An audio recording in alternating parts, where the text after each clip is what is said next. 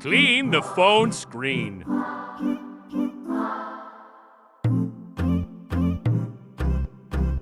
Fold the sheet sideways and remove the cut from the sheet.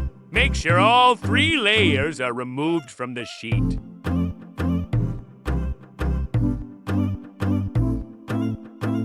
Place the cut over the phone. Check if the alignment is correct. If the alignment is incorrect, lift all the 3 layers and adjust the alignment. If the alignment is correct, holding onto the marked sticker, lift the hydrogel from the vertical side to the midpoint and gently push the bottom layer outward using the squeegee.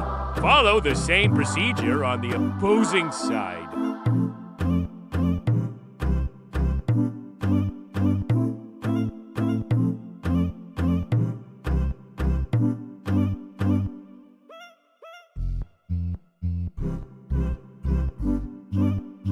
Remove the top layer, leaving the hydrogel on the phone.